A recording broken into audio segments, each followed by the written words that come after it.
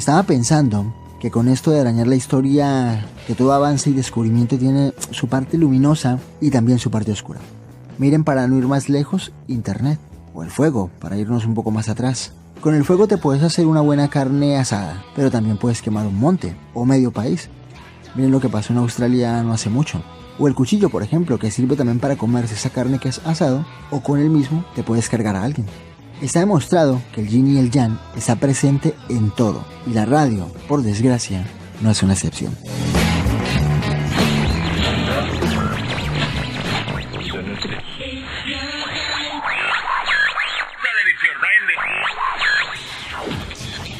En este programa.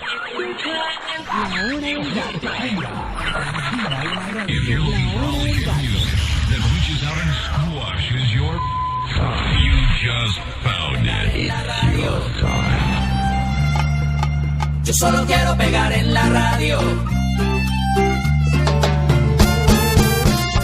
La radio es un medio maravilloso. A través de los años hemos contado todas sus bondades y todo lo bueno que le ha dado a la humanidad. Pero en este capítulo los voy a llevar al otro extremo, porque todo tiene su cara y su cruz, y la radio ha jugado un papel muy perverso en la historia, dependiendo del uso que se le dé y la utilización que los malos hagan de ella. Siempre he dicho que la radio es magia. ¿Se acuerdan de aquellos años de programas nocturnos, los que me escuchan desde hace tiempo, donde les decía, déjate envolver por la magia de la radio? Pues hoy sigo pensando lo mismo, que la radio es magia, y como magia que es, no tiene colores. Todo depende del uso que se le dé y la utilización que los malos hagan de ella, que en eso de hacer de la radio un instrumento de magia negra, por lo general siempre tienen que ver los malos. La idea para tratar el lado perverso de la radio me la dio Martínez, que es mi alcalde favorito, porque sale con cada cosa que me hace hasta reír. Es que es de lo que no hay.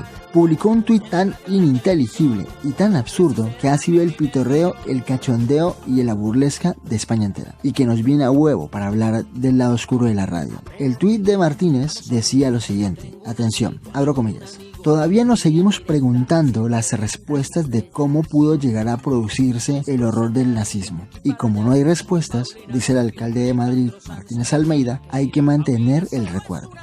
A ver, niños, no puede haber más disparate ni más desconocimiento en un solo tuit. José Luis Martínez Almeida, por supuesto que todos los por qué el nazismo están respondidos. No hay nada inexplicable en el ascenso de Hitler.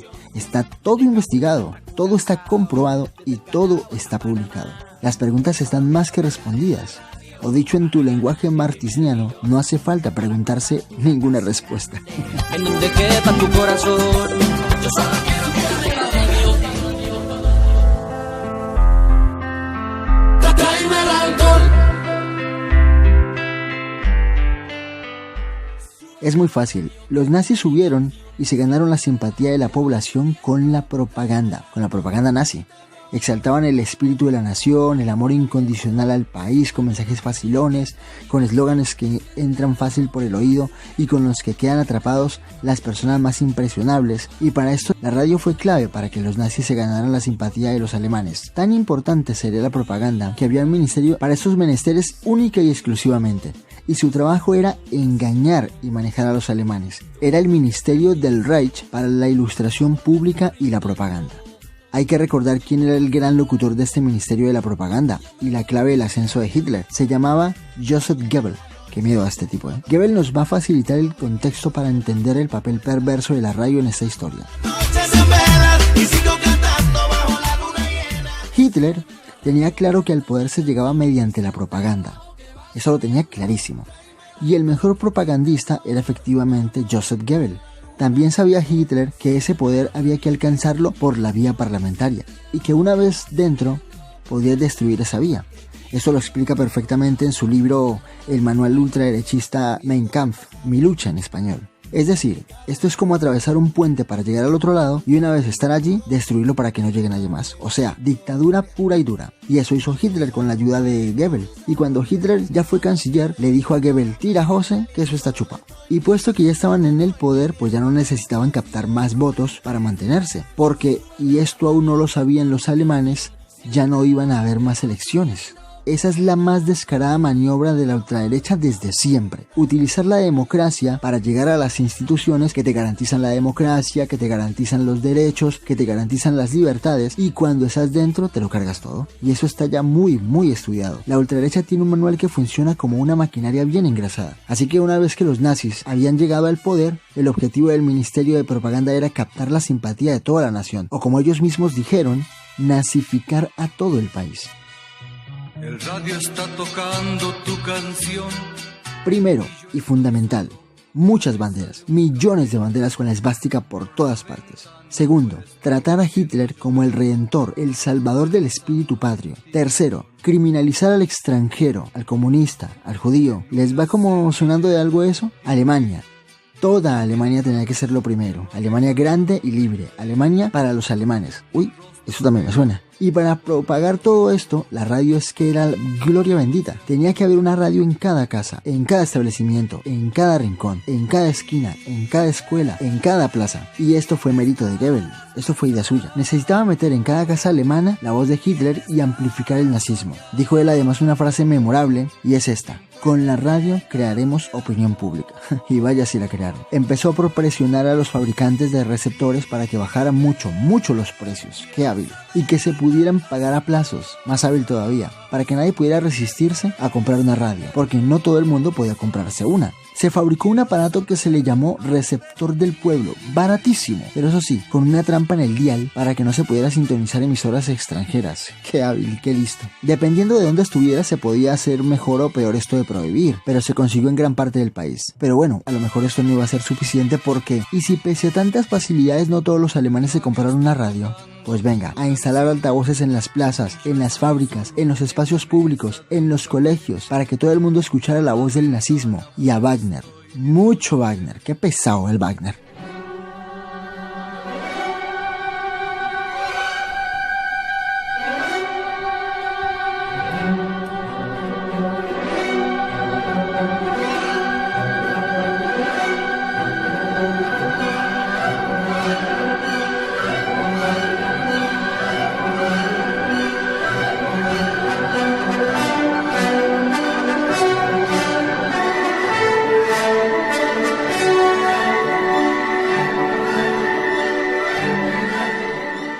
Como dato curioso, ¿les suena de algo Radio Nacional?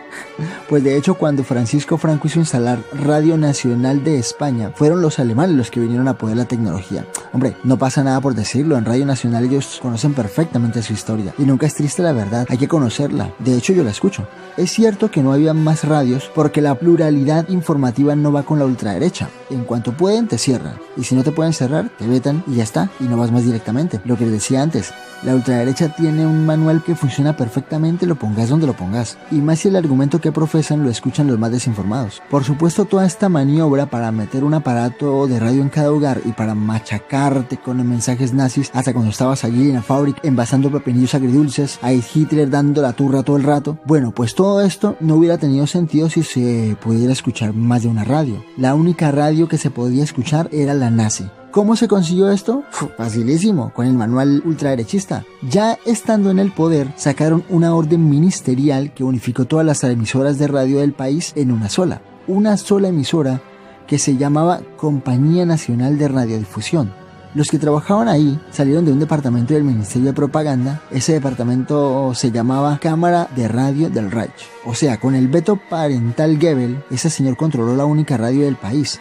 A todos y cada uno de los periodistas que trabajaban ahí, desde la telefonista y la que servía los cafés hasta el presentador del programa de variedades. Y él decidía la parrilla de programación en su despacho, todo. Y bueno, el PIN, el veto Goebbels, sirvió para despedir a todos los judíos, a todos los sospechosos de no ser como los nazis querían que fueran, lo que venía a ser Radio Hitler. La propaganda era tal que hasta las pastelerías vendían tartas y pasteles con la esvástica y con la cruz gamada hecha con chocolate. Los paquetes de tabaco, los tubos de pasta de dientes llevaban simbología patria. No dejaron plaza, edificio, monumento o parque sin un mástil con la banderita encima. Todo era propaganda por aquí, propaganda por allá, por donde se mirara. Y solo y únicamente el pensamiento crítico puede desactivar la propaganda engañosa que envenena a los más vulnerables, que son siempre los mismos, los más desinformados. Hay que huir siempre de la exagerada exhibición de estas cosas porque siempre hay una trampa detrás. Aprendamos a ver las señales, porque lo mismo siguen estando entre nosotros. ¿O es que no los ven?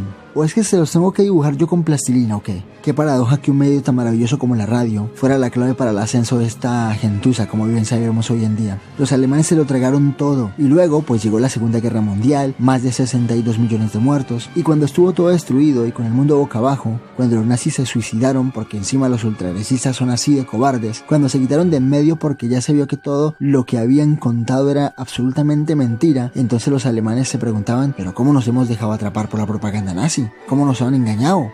¿Qué ha pachao? Ahí los dejo.